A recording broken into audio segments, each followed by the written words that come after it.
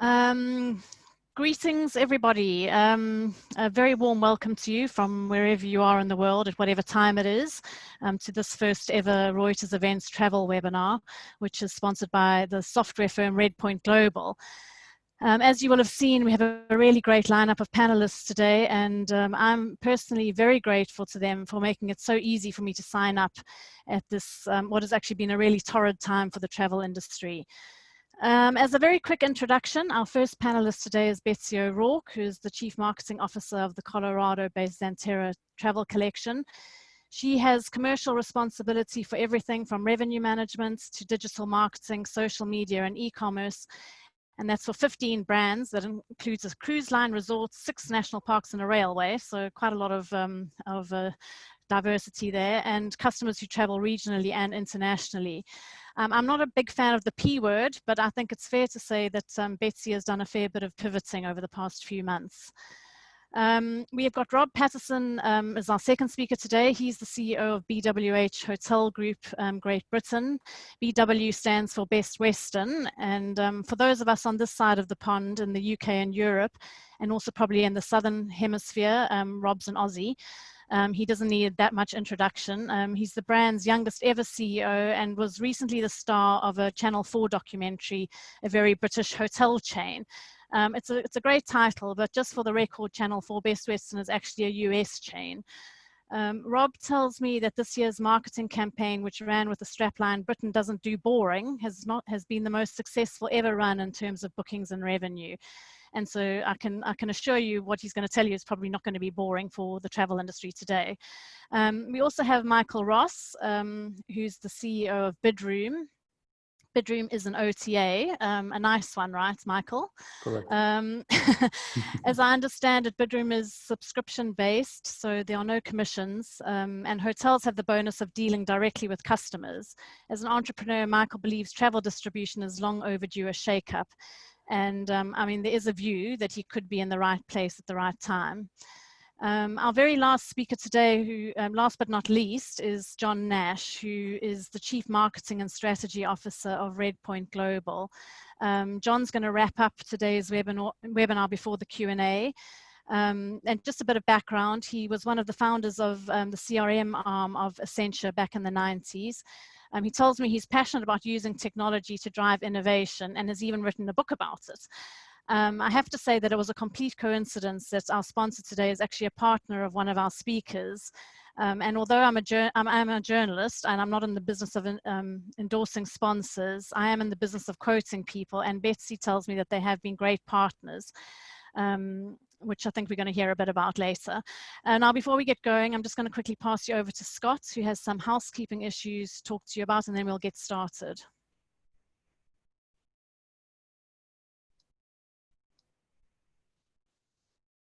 Scott, you're on mute. I am on mute. There's always a technical issue, isn't there? Yeah, thank you everyone for attending the first Reuters Events travel webinar. We're really happy to have a great lineup and really happy to have you all here. And like Pam says, I'm just going to run you through a short piece of housekeeping. In terms of the audience Q&A that we're going to incorporate at the end of the webinar, if you can pop any questions that you have, whether that's something that we're being spoke about with the speaker Q&A at the moment, or something that just pops into your head that you'd really like to hear our speakers' opinions on, please do pop those in the Q&A function that you'll find at the bottom of your Zoom panel.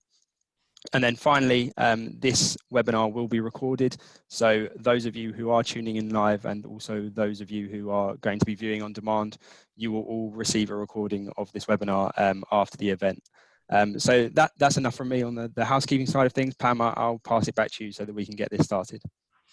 Okay, thanks, Scott. Thanks very much. And thanks for all the technical help over the last few days. I'm going to start with Betsy, who, as I mentioned, is the CMO of Xanterra Travel Collection. Betsy, when I interviewed you last month, you were grappling with how to gauge customer sentiments, and you were working hard to differentiate your marketing message. And that's, it's obviously a tough time and you've had limited resources to do that. We talked a bit about micro-segmentation and cross-selling, among other things. And so I just really wanted to find out how that's gone and also what lessons you're going to be taking into 2020 2021 with you, because you know, although this is a short-term crisis, you know, we have to look to the long term as well. So yeah, that's a good start. All right, thank you. Well, I'm actually gonna, I put together a very quick PowerPoint, which I'm gonna try and share with everybody. If I can find it on my screen. Give me a second, there we go. So thank you, I'm really delighted to be here today. You know, Xanterra is a very diverse company with lots of different brands, as Pamela said, and as I like to say, rails, trails, and sails. We've got, you know, a historic railway and national parks and biking and hiking trips, and of course our cruise line, which is a small ship cruise line. So before I jump in, I thought we could all use a moment of fresh air. So I'm just going to give you a quick whirl of some beautiful places. So here's Yellowstone, Old Faithful. Here's the Grand Canyon with a steam engine. And here's one of the pools at the Oasis at Death Valley. So we can all imagine ourselves sailing in Tahiti on safari, hiking in Provence, or biking in Italy. So with that little moment, we're now going to get serious about what's it been like. I think every one of us can say we've been tested. And I think, you know, I'm really impressed with the great work that I see across multiple brands in the travel industry. You know, Pamela talked about consumer sentiment. For us, we've considered that to be critically important because we're surrounded by a lot of negative messaging that's what I would call very anti-travel. You know, it's stay at home, it's, you know, fear, it's don't socialize, don't go anywhere. And yet we're all travel companies that are saying, no, no, no, come on out and see us. So finding the right tone and message so that we don't sound like we're deaf to what's going on around us, I think is critically important. We've all had to cut budgets, stop spending, and use our resources, frankly, more effectively. And fortunately, we do have great tools. One of them is Redpoint, so I'm glad to see John here. They've been a great partner to us, and that is our consolidated database. You can imagine with all those brands and all those systems, we actually had 70 different databases that poured into this one now centralized tool for us, which I'll talk about a little bit more. But the thing that I think has made this time particularly challenging is as marketers, we're always trying to, you know, drive revenue, drive bookings, drive conversions. But at the same time, right now, or at least earlier in this pandemic, there were so many operational changes across so many brands. We also had this huge responsibility to make sure that all of our audiences understood what to expect, what was actually going on. And every park was different. You know, the tour companies were different, the cruise companies are different, and there are external and internal factors that are influencing what we're doing. And, you know, are you going to have to wear a mask, or is there going to be hand sanitizer? Is it safe to come? You know, all of that messaging needed to be managed. So the way we did that is really pulsing into what people were thinking and what the external news cycle was doing. And we were following everything from how many people were going through TSA to, you know, whether or not we saw increases in our call volumes and our bookings, et cetera. When we did get back into spending, which was probably right around mid-May, RPI was the tool that we used to really target in and identify where those customers were who we thought were most likely to travel. And we sort of divided them into three groups. They're what we call the early adopters who couldn't wait to get out. And then there's the wait and see folks who are like, I want to see how those early adopters do before I venture out. And then there was the, I'm not going anywhere until there's a vaccine. So finding those early adopters quickly and getting them out there and then being able to amplify all of their posts was really important for us. Then identifying these segments geographically and demographically, I mean, really being able to profile who are these people who are going to be open to travel? Historically, we never have rooms available in our national parks in the summer, but this year we didn't have international visitors, we didn't have groups, and we had a lot of cancellations from people who just said, I'm not going anywhere. So being able to say, gosh, we have rooms at the Grand Canyon, who's most likely to be able to go to the Grand Canyon? How are we going to find them? And with our limited budgets, how are we going to reach them? So that was really the challenge. Where we started was, let's leverage everything we have. We're not spending any money, so let's just leverage our databases, leverage all of our social channels across all of our brands. And we did a Roam from Home campaign. We launched that literally within less than 10 days of the national emergency in the US. And that was just a moment of inspiration, a moment of optimism. We took all kinds of content that we already had, and every day we just posted a beautiful picture. And we got this great response because people wanted something to think about other than being in lockdown. But then we were following the pulse, and by early May, we said, okay, I think it's time. We really can start to ask for the sale. We can give people permission to travel again. And that's when we launched Pick Your Park. And again, we leveraged the databases and the social audiences of multiple parks instead of individual brands. And then now we've evolved into Book Your Bucket List, because what we see is so many people didn't take trips this summer. They're looking at a long, dark tunnel of winter, and they're saying, I need something to look forward to. So we're encouraging people to actually plan and book something for 2021. We're tapping into that emotion of needing something to look forward to. So, what's helped us along the way? Certainly our golden record of the guest. I mean, we have guests that travel with multiple brands, so we're able to communicate with them from the brand that we believe is most relevant to them at this moment in time. For example, we've been able to use RPI for lookalike modeling in all of our media purchasing. We're now at the point in our roadmap where we have 5 different call centers, 5 different reservation systems. So we're actually connecting our database to those call centers. Finally, this is something that's been one of my pet peeves, so that now if a VBT guest calls WinStar, that WinStar agent is going to be able to say, hey, Betsy, how was that trip in Italy? That recognition and the ability to make that call a personal call, we believe is definitely going to improve our conversion rate. And so finally, a couple of things that, sort of rules that we live by. I mean, this whole question of personalization versus data privacy, we have this expression saying, just don't be creepy. I mean, we have a lot of information on people and we have to use it really responsibly. And of course, we have to stay on the right side of the law. We are very much data-driven marketers. We have access to great data. We have an analytics team and we use it, and it's been very effective for us. But at the end of the day, nothing really replaces what I call the fundamentals of brand messaging and our consistency in making sure that we manage guest expectations. We have a lot of different products, as you heard, and every one of those products appeals to a very discrete customer profile. And so I always give the example of our national park lodges, which are in these beautiful places, but they don't have televisions. We don't have remote controls. The internet is terrible. So we want to make sure you understand that before you arrive. And that way we can literally deliver an unforgettable experience across our brands. So with that, I'll close. Thank you. Thanks, Betsy. Yeah, absolutely, really helpful and interesting. I'm going to go through, I think the best thing to do is to get through our presentations, and I'm sure there are going to be lots of questions at the end.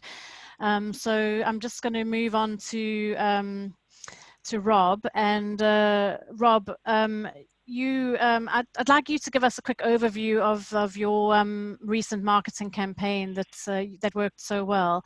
And yeah, I mean, also want to hear, we spoke in May, and unlike Redpoint, some partners you had said hadn't exactly covered themselves in glory. So there seems to be a real shift towards rethinking technology and distribution investments. And I just wanted to find out if you know, your hotels are still thinking along those lines, what the momentum is, and what you're sort of thinking as you look ahead. But really keen to hear about the campaign statistics first. Yeah, so thanks for the introduction, and thanks for the invite today.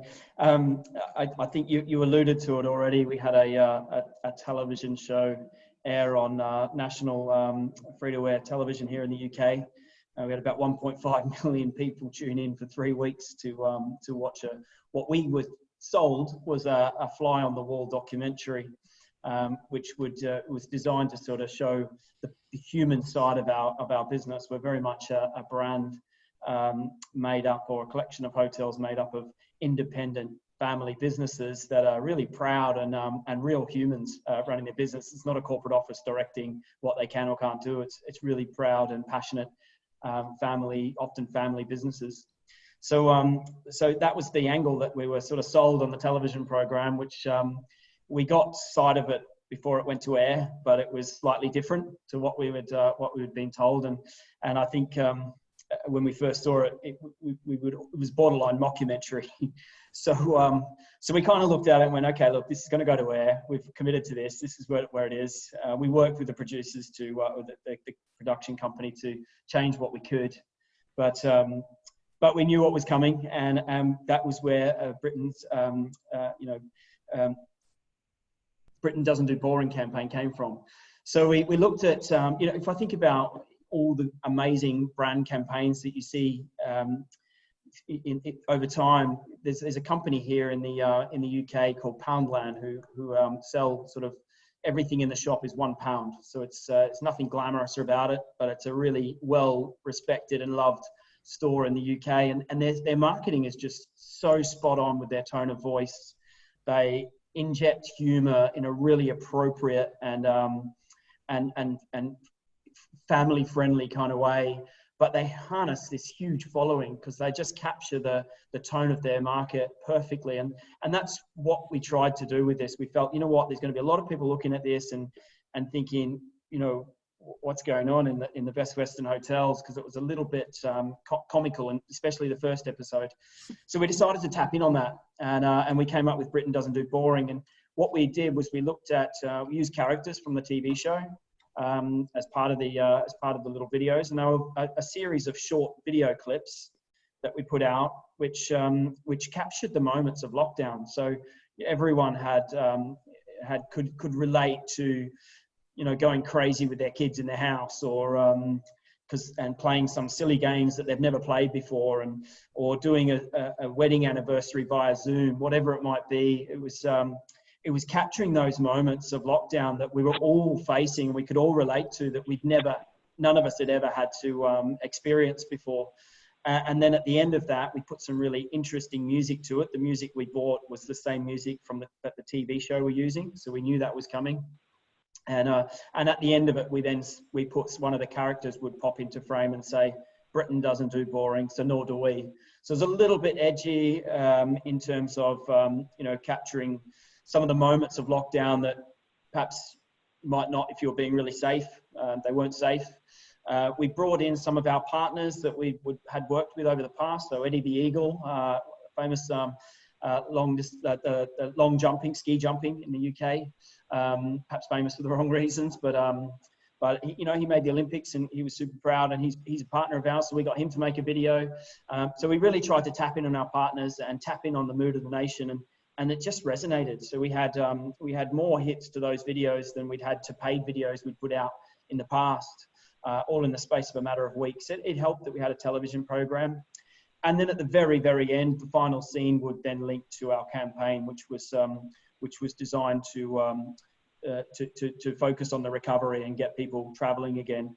The timing of it came during lockdown, which was a bit unfortunate for us, because we would have preferred to be on TV when business was open and booming. So the video was a way of linking ourselves towards those recovery packages that we had out in the marketplace. And as Pamela said, it was the most successful campaign that we've had through our website. We generated much more, 3 times the revenue that we would normally generate through the same campaign. So it really resonated with the audience. It helped that there was a lot of capacity, and I think people were just ready to travel. So by the end of the series, people had endeared themselves to our people, the characters in the TV show. I think the videos, had we have gone out and been defensive, which was probably your initial reaction, I don't think it would have played out nearly as well. I don't think the media would have been as happy, but people could see we were just having a bit of fun with it, and that resonated. So that's in a nutshell the campaign and how all that came about. But you mentioned about partners not covering themselves in glory. I think during the lockdown we all fell into a situation where cash wasn't circulating through businesses, and we needed support.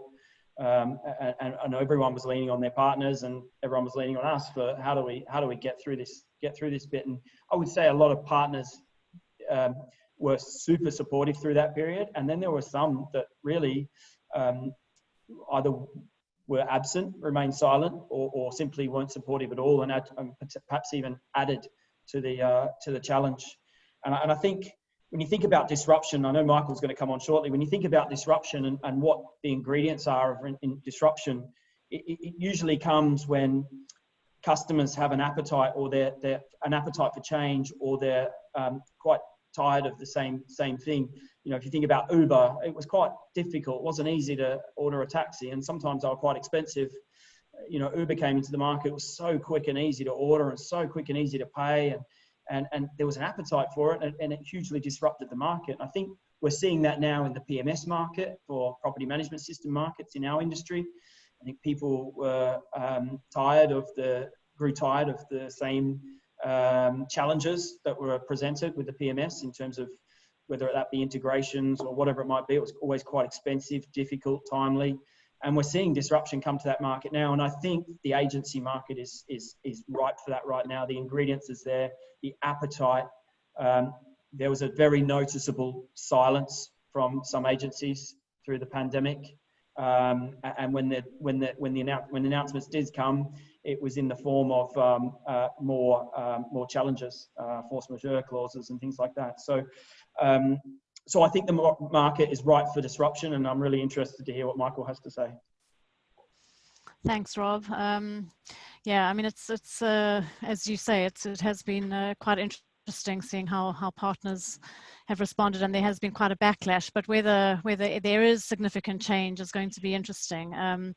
Michael, you know, we've spoken, and one of the things that you said recently was that your business is doing fairly well under the circumstances. So just maybe talk us through what makes Bidroom different, and also what your thoughts are on the distribution landscape looking ahead, really. I mean, I'm trying to get some sort of longer term views, because there's been so much talk about the pandemic, and so yeah, trying to get some sort of positivity, and just to see what you think on that score.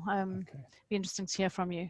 Let's do that. First of all, I think I really agree with Rob, and now is the right time for disruption. We started some years ago already, but you see what is happening now in the industry. It's more hot than ever to disrupt. And to start with, what is Bidroom? For the people that know, we're a booking platform, but with a different business model. So we have a membership for travelers, and in exchange, by paying the membership, they get discount on hotel rates. Why we have those rates discounts? Because we don't charge high commission to the hotels. We just ask them a really small fee, which is minimal compared with the OTAs, but we ask them, okay, just help the traveler in this case and give them a discount.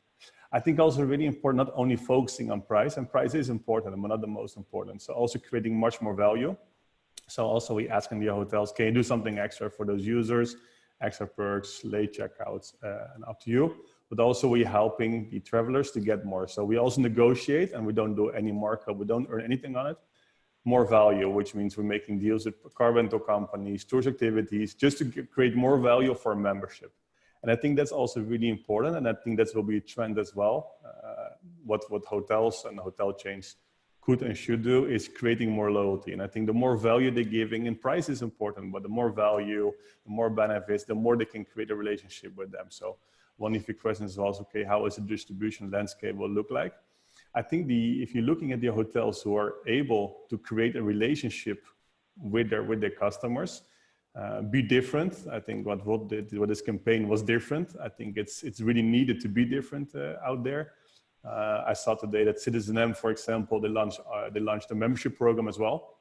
So you can see this is, I think, when you're innovating, but also I think different business models, I think it will be coming up with travel. Everybody was saying to me, like, are you going to charge a membership fee in travel? Even though it's common in different industries, everybody is using Netflix, Spotify, and different services. And I think now we started with it some years ago. Well, today I saw Citizen M, I saw IHG has also kind of a paid program. I think this is also, you see that in crises like this, you see different business models, you see disruption. So I think if you're looking at the industry now and how it will look like the coming years, I think it will be completely different. People see that they're adopting different channels. One example is as soon the crisis started and hotels are getting empty, we had the biggest growth of hotels ever because they had time to think back, okay, who are my distribution partners? Who are my partners? Are they helping me now? And you mentioned already in the beginning, yes, we want to be the good guys. So that's all. Thank you for this, for mentioning this. And yes, we want to be. And I think it's also really important to mention, I think the ones who are now fair, and we said to hotels, we don't charge you anything even the coming 2 years because you need our support. We have a different business model, and I should mention that helps me now as well. If you're looking at the company, we have now 85 people. We're still hiring people because we have a recurring income. We have a different business model. We're not focusing only on transactions. So this helping our business actually to still exist, to not do major layoffs. And I think also really important, we were talking to the hotels, how can we help you? We connect them, for example, to Uber Eats, some hotels to maintain, and we didn't make any money, but just to create a relationship with them. And I think if hotels or even other partners are able to create loyalty, to create a relationship now with their travelers or with their users, on long term, it will help them a lot. And I saw in 2008, Airbnb came also in a crisis. They disrupt completely the whole vacation rental industry or the way how people were actually traveling. I fully believe that we are able, and hopefully others as well, that they can innovate and that they can disrupt the market. Because I think there was a duopoly out there. It was completely controlled by two companies. And it's bad that hotels who are just working hard, and Rob showed it in his documentary, that people behind the hotel working so hard and to survive now in those difficult times. And then when the two biggest two biggest partners of them, in this case, they didn't show much, actually like support for them. And it was bad to see. And I think if you're looking at the industry, things will different. People will travel differently. In the coming years, it will take long before it's recovering. If it's ever recover, how does before? But I think when hotels are changing the way they communicate, but also what they're offering, you can see what I mentioned to them, where there's a co-working space. We have hotels in which you can use, but also they're offering more services and different kind of stays. I think this will have a huge impact. And the last thing what I want to address as well, that I think also people, you can see it now, all employees of our company can work from home. Some people like me now want to be in the office. It's completely flexible. I think that there'll be more trend as well, that people are combining longer stays, they're combining a stay with traveling, with working, etc. So I think this whole differentiation and combining work with travels, that's also what was mentioned by the co-working, is going to be a new trend. So I think there will be a lot of changes happening. And can I predict exactly how it's going to look like in 2022? I wish. But do I think it will be different? Yeah, for sure. And as for sure, if you look at distribution, I hope it will be different. I think it will be more fair. I think hotels will get more direct reservations if they innovate, especially the chain hotels. They can for sure take the control back there. And I hope there will be more initiative like we do, and we support any competition in our field, because the more the market is differentiated, less controlled by a duopoly, I think it's better for the industry. Thanks, Michael. Rob, I mean, I have to just say something here. I mean, would you agree as a hotelier, I mean, in terms of Booking.com and Expedia and the sort of usual suspects, I mean, they have access to the money markets, and so they've got money to spend on innovation and all of that. I mean, is it really realistic to think that they are, potentially their power will be diminished at all? I mean, obviously, I think for some hoteliers that's the hope, but is it actually possible? It's not. Yeah, I think if you go back to before OTAs, the offline wholesalers were the giants of the industry, and you might have said at that time, what's going to change this? And I think if in bring it more recent times, if you think about the taxi companies, go back to the example I used before, I'm sure that time the taxi companies all sat there and said, well, what's going to change it? We can continue to charge cash. We won't take cards. We won't take booking. We won't have an app. We'll just make everyone to, I think you can get complacent, and we might not see it right now, but something will come along at some point in time to disrupt that market. And if it's a subscription model, I'm not sure. Great if it is. I hope so, Michael, for your case, for your sake, and for ours. But I think the appetite, the ingredients is there, and whilst it might not be obvious right now what is exactly going to disrupt it, I think the ingredients are there for disruption, and something will at some point come along and disrupt that. And it's and I think there'll be a very large fall from. It'll be a long, high fall from grace from where they are right now. Okay, interesting. John, I'm going to come to you now because you're a technologist, and I don't want to insult the travel industry at all, but quite often the technologists know more than the travel industry when you speak to the people who have been working with the brands themselves. So, you've been working closely with Xanterra, but I think you also work outside the travel industry, and so I'm keen to understand how you feel travel companies balance their short-term needs with long-term objectives, because obviously most companies want to survive through this, difficult though it's been. So are there any lessons from other industries you can share, and perhaps just sort of talk us through that? Also quite keen to hear about the golden record. Sure. No, yeah, thanks for having me too. It's a great panel. And we've got software that help brands create the perfect experience, however they define the perfect experience. And I think, Betsy, you did a good job of working with Xanterra for years around creating an unforgettable experience. For you, that's perfect. You've also really done I think you've had this short-term versus long-term. You've always had a great roadmap around where you're headed long-term. Despite the interruptions that are happening in our businesses, you've stuck to that long-term vision and made really great progress along the way. And I think some of that is around, having this consistent experience across brands, across geographies. Your view of the experience is broader than just the visit, but it's just the pre-visit planning and the post-visit follow-up. And so I think those are some good examples. And we've seen other ambitious marketers in other industries do something similar. And so I think I can comment about how the consumers are looking at this. We've done business in retail, CPG, e-commerce, healthcare, banking. There's definitely some trends, though, in how the consumers are looking at the experience across those industries, because ultimately consumers deal with lots of different industries, and then one industry tends to raise their expectations for another industry. And the other thing I've seen is some interesting trends around capabilities. So first of all, I'll share some of the cross-industry trends around the consumer. And we do regularly survey consumers to see how brands are meeting their expectations. And we do that because building software for marketers, we want to understand really where the consumers are and how big the gaps are in the market. There's a pretty big gap between consumer expectations and the experiences they're getting. In research we did about a year ago with the Harris poll, 73% of consumers said that brands were failing to meet their expectations for an omni-channel personalized experience. We followed that up with some research around this holiday season with consumers, and 70% of consumers are only going to they're exclusively going to shop with brands that really understand who they are. So that implies a level of data and personalization to do that. So there's really a strong trend. Consumers are driving us in this direction around using their data in, as Betsy said, a responsible way, but to personalize it.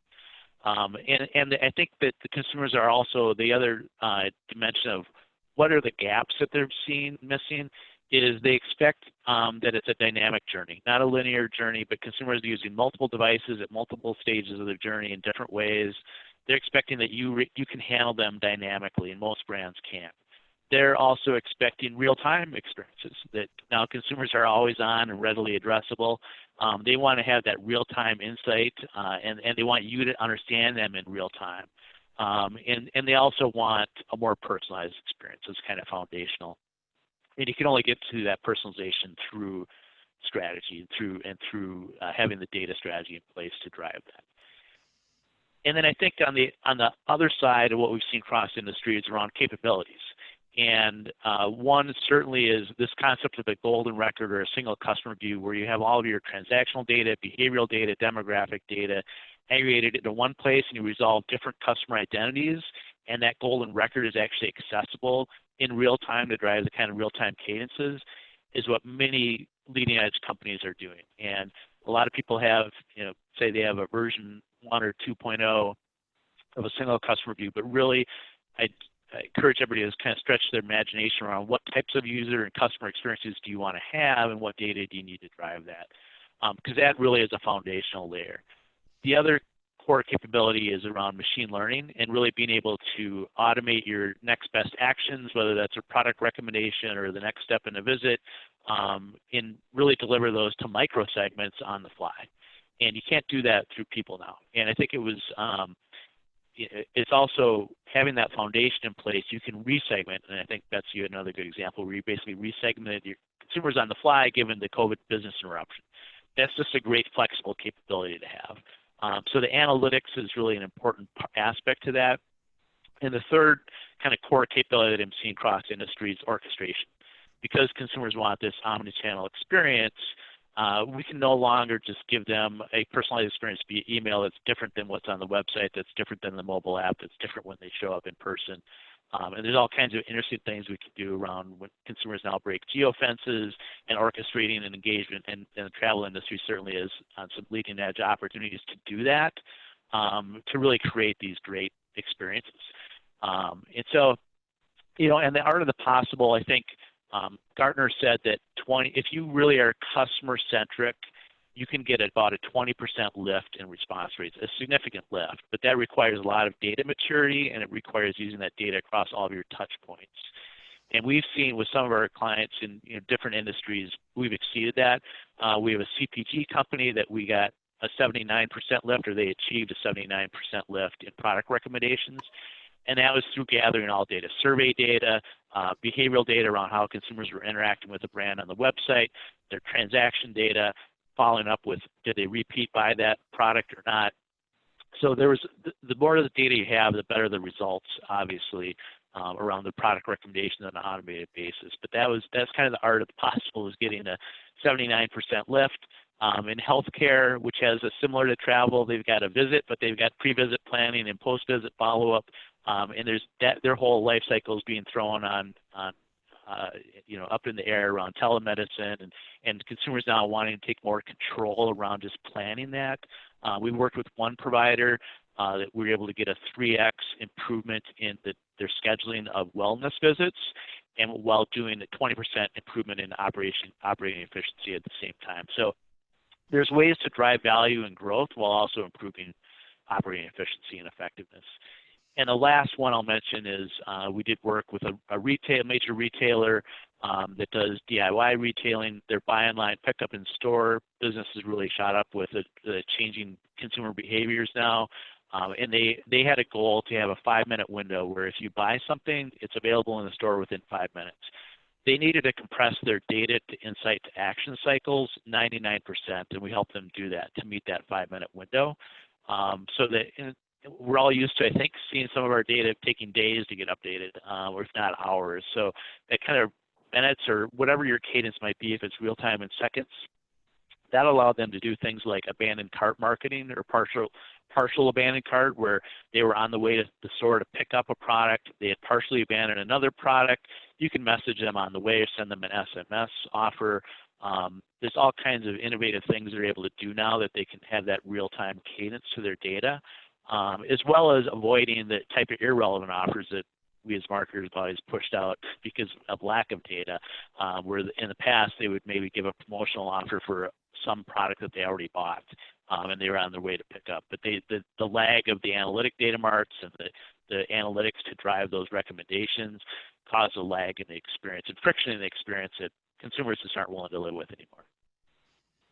Yeah, I think that's absolutely correct. I mean, just a personal experience. I had bought some insurance recently, and now I definitely understand what it means to have a seamless customer experience. I had 3 companies, and in the end, was sold insurance in about 30 minutes, and the others took a few days. So it was very frustrating. There's some questions coming through from the audience. I mean, to Rob and Betsy. I think what this question, it says, without the pandemic, do you think you would have undertaken your innovations in the future? Betsy, has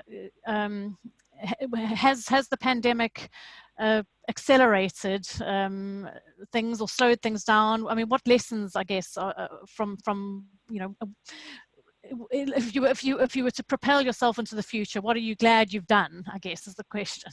Yeah, no, I think that's actually a great question. I started out this morning by saying we've all been tested, and I think it actually has brought out the best in us in many, many regards, because I think you can get into a pattern of, okay, this is what we're doing. And then when you're forced to confront constant dynamic change, you just have to be way more nimble. And I think we will take that with us. I mean, I don't think that's going to change quickly, even when things hopefully get a little calmer and that we all, that we, perhaps there's a vaccine, perhaps we all feel safe travel. There's still going to be some fundamental things from a marketing perspective that we're going to continue to do. I mean, I think we've all gotten smarter with how we spend our money. I think we've also gotten really better, certainly in the Xanterra portfolio, at working together. We didn't really have, I mean, sometimes we did and sometimes we didn't, but this kind of brought us all together, and we've seen tangible benefits. I mean, Rob was citing some of his results, and congratulations. We've had really great results with these campaigns. So we know, I mean, whether it was on engagement or whether it was in actual bookings and revenue. So when you see that, when you bring people together and leverage databases and messaging and all get in alignment, we can achieve a certain level of scale that otherwise we just would not achieve as individual brands. And I think that's probably the biggest lesson that we're all taking away from this, that we'll bring forward with us.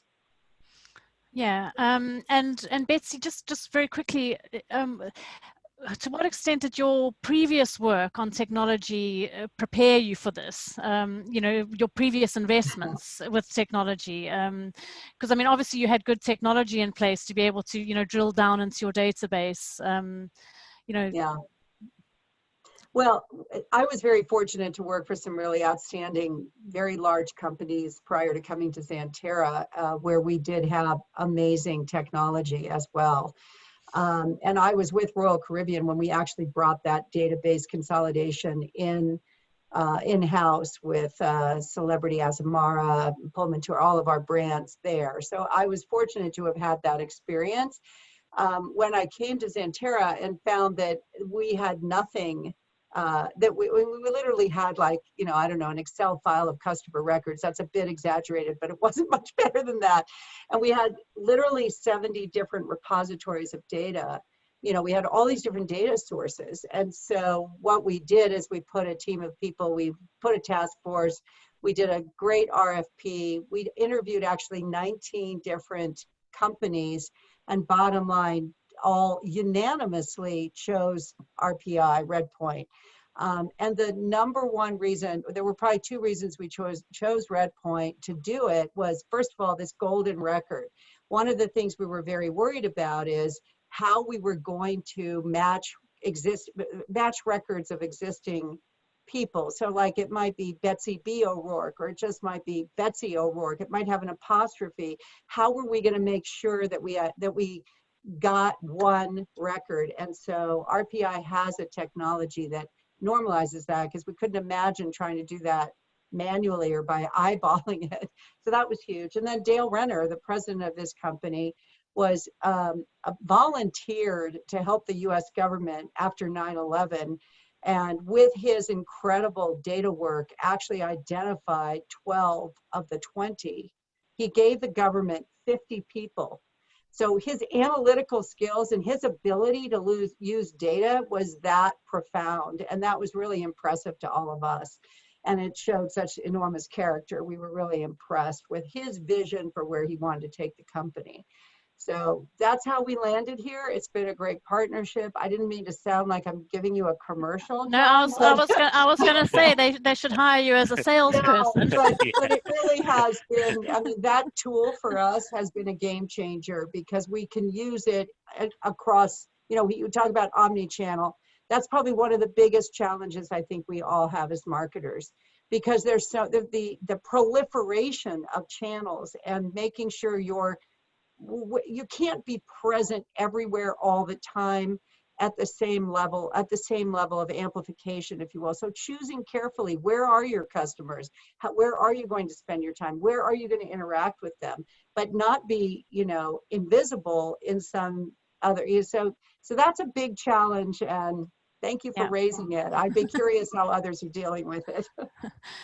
I'm going to quickly, there's a question from JG Collection to, I guess, to the hotel, to Rob maybe, or it says, interesting subscriptions, Pret and coffee more recently, US Airlines next, and now the sale of loyalty points. Rob, do you have any experience of this? And is this something that hotels can adapt to? I guess, talking about loyalty, what's, I'm not quite sure what the question is. But maybe talk a bit about how you're driving loyalty through this. It's the subscription model is really interesting, and the allusion it's alluded to Pret there, who've come out with that monthly subscription. You can have 5 coffees a day, I think it is. It's right. On subscription. But what I would say is I spent 10 years with Accor before I joined, and I'm not going to try to plug my own company, but down in Asia Pac, they had a program called Advantage Plus, which is now called Core Plus, which was a subscription program, and that's been around for well over a decade. I think I joined in 2001, and it existed then in Accor. So it's been around for several decades, and it's a subscription program, and it's so successful. And Accor globally, when they launched Accor Plus, which is now I think Accor Live Limitless or whatever it's called. Yeah. When they launched that globally, they had a big problem because the strength of that subscription program in Asia Pacific was just phenomenal, and they couldn't get rid of it. And to this day, it still exists. So people actually pay Accor upfront subscription, and they get a series of free nights for that, and they get a series of discounts on food and beverage and ongoing discounts on rooms. I think you got a certain amount of vouchers at the time for 50% off. You had a couple of free nights, and then you had 20% off permanently, and you had 50% off food and beverage. So it's quite a generous program, but they had to pay every year of subscription in advance. So it's not new. It's an interesting model, and I think we should all be looking at all opportunities and all avenues of revenue at the moment. So maybe it has got legs in the future, but we've seen it successful in other parts of the world. Yeah, okay. If I can add it, I think a subscription is why they're often successful, is they're creating a different relationship. So if you're paying for a service, even Spotify or whatever, and they inform you about new things they have, by having a subscription, you're paying for something, you have a different relationship when something is a free program. So that, I think it's also driving often the success of subscription services, like we have one as well, of course. That because somebody's paying for it, you want to use it because you just see it coming back on your credit card statement, etc. So if you're paying for something, you want to use it. You just don't want to just let it go. So I think that's why subscription models become really successful, as you're just going to be more active in using it. Yeah, interesting. There's a question here about innovation, which might be one for John. Somebody asking for advice about, will travel companies be willing to partner with new ideas and technologies, or is it going to be, is this drop in sales going to stop firms from, getting involved with new partners? I mean, it might be one for actually Rob or Betsy. Are you going to look to new partners at this point in time, or are you just sticking with what you know? Anyone able to answer that? Well, I'll take, a quick stab at that. Yes, we're always looking at new technology, anything that we think can improve either the guest experience or our ability to, communicate even better to our audiences. So yes, we're very open to those And we're looking at things all the time. So do we have the same amount of funding right now? No, but there's lots of clever ways that people are working with partners right now on a pay for performance model, for example, that works well for both partners. I'm just conscious that we've only got 10 minutes left, and we've got a few more questions. Just there's one here. To what extent do you think government bodies have supported the industry to enhance innovation? Rob, I guess that might be one for you. How do you feel you've been supported by government through this, and what more could be done? I think in terms of just the pure crisis, I can only speak on for the British response, and I think the response so far has been it's unprecedented amounts of spending, and it's kept many the government support has kept many people in employment. I think the big worry for us is that support finishes here in this part of the world anyway in November, and we're not sure what's going to happen beyond that, and that will certainly cause us a lot of pain going forward. So it'll be interesting to see whether that position changes, because until policy opens up and allows conferences and events and inbound travel, we're going to have a big hole in our numbers. So the support's been phenomenal here, but I can only speak to the GB market. Sure.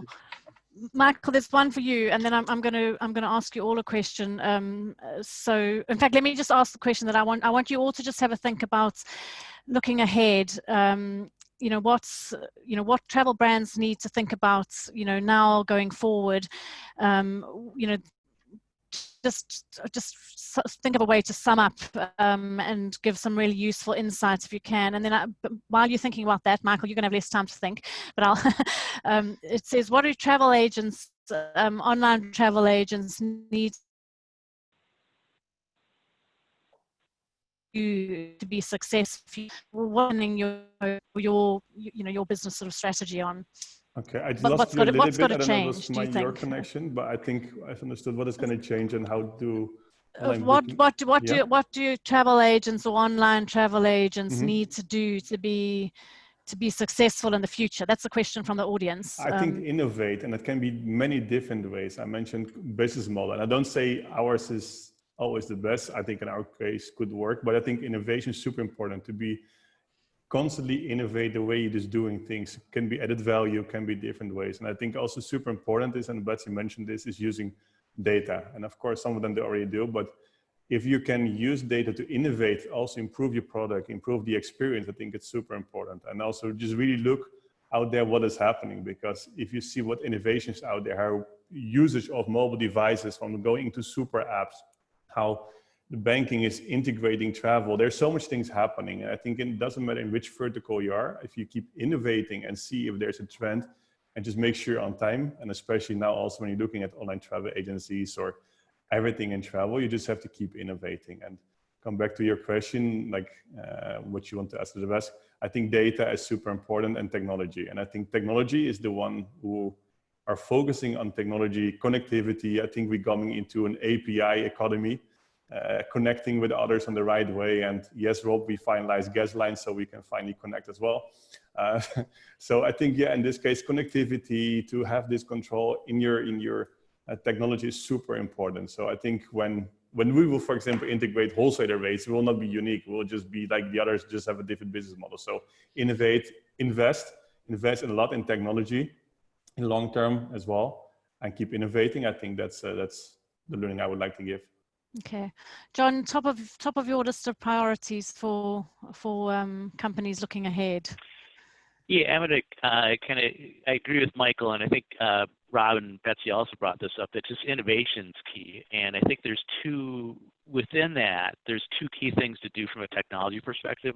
One is to have more of an open garden approach, and not be reliant on, say, a marketing cloud that might be a closed garden approach where you have to use all of their tools and all of their capabilities.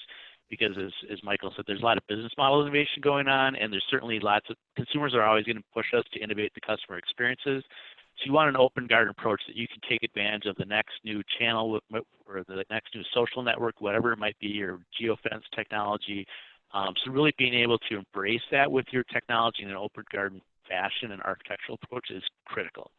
That also allows you to use all the last models you already have built to your consumers and leverage those existing investments. And the other thing I'd say on the innovation is just build in this test, tune, and learn capability into your foundational way you look at things. So be able to put out offers, be able to measure the responses in a very detailed way, and be able to optimize that over time requires a closed loop approach to doing it, and that would be a great investment for anybody to make. Great, thanks, John. Rob, your Yeah, I would carry the same theme forward, that we can't stop innovating.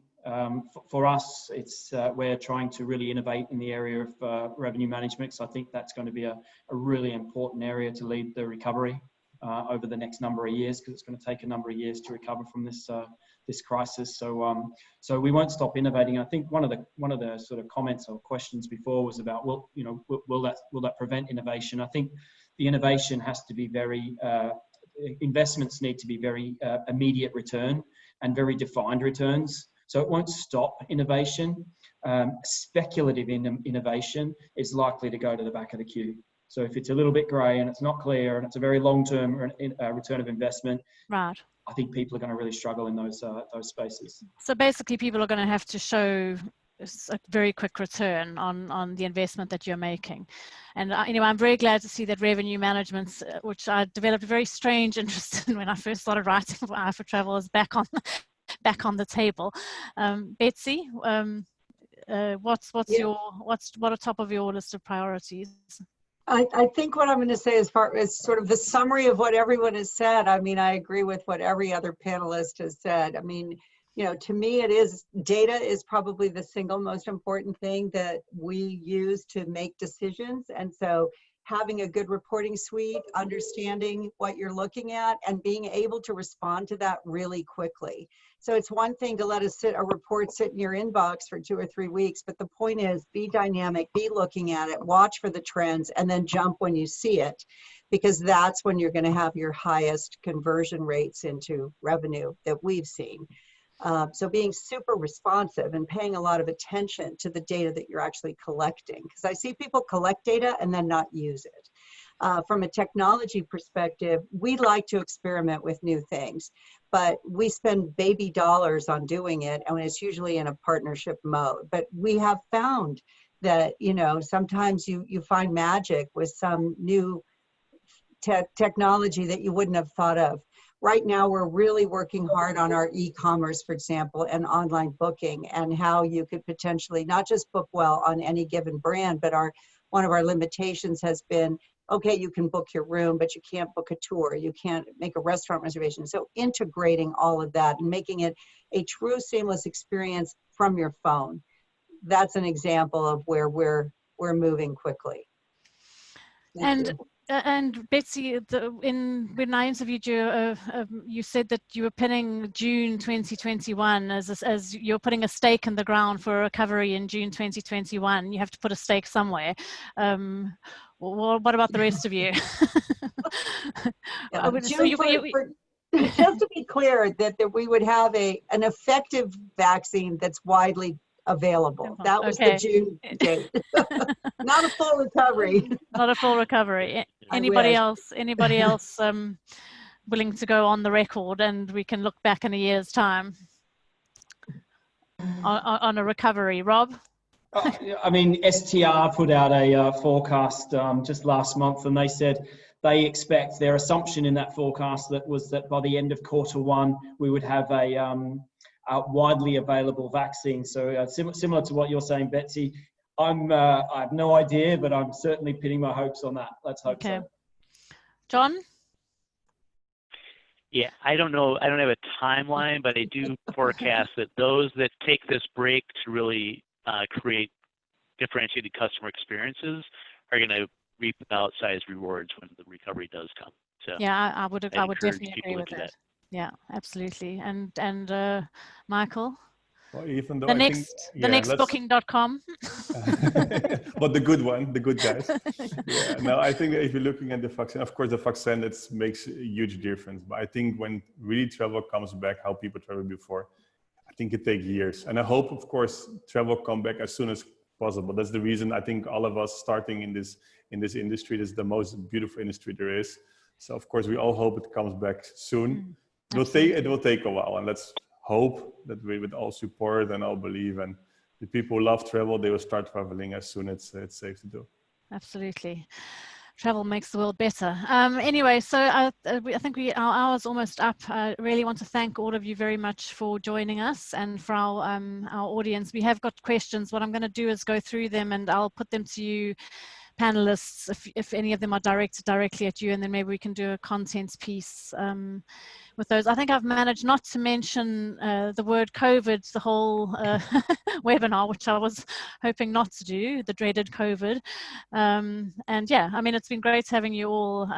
Really interesting panel. So thanks very much for your time. And yeah, we'll chat in the not too distant future, I'm sure. And thanks, Scott, for running the back end so well. Yes, thank you, Pamela. Thank you all. Thanks. Thank you all. Thanks, everyone. Thank you. Stay safe. Great to see you all. Yeah, stay safe.